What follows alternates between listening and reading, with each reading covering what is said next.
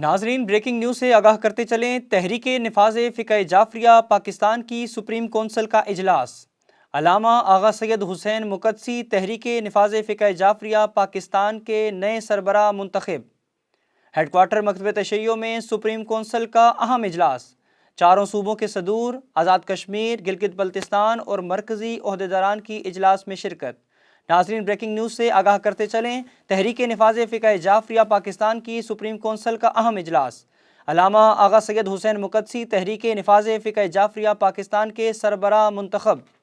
Supreme council T N F J نے کثرت رائے سے علامہ آغا سید حسین مقدسی کو تحریک نفاذ فقہ جعفریہ کا سربراہ منتخب کر لیا۔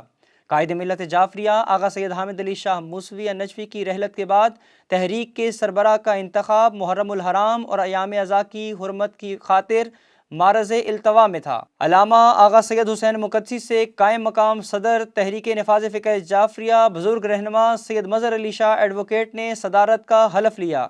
صدارتی خطاب میں علامہ آغا سید حسین مقدسی کا خط موسوی پر قائم رہنے کا عزم۔ علامہ آغا مقدسی نے آغا سید حامد علی شاہ موسوی کی بصیرت افروز قیادت کو خراج عقیدت پیش کیا۔ علامہ آغا مقدسی نے قومی و ملی اہداف کے حصول کے لیے آغا سید حامد علی شاہ موسوی کی پالیسی اور کردار کو مشعل راہ قرار دیا۔ سپریم کونسل کے اراکین نے علامہ آغا سید حسین مقدسی کو مکمل تعاون اور اعتماد کا یقین دلایا۔ نو منتخب صدر تحریک نفاذ فقہ جعفریہ علامہ آغا سید حسین مقدسی نے قائد ملت جعفریہ آغا سید حامد علی شاہ موسوی کی مجلس چہلم کے بعد تنظیم سازی، ملکی سطح پر دوروں کا اعلان کیا۔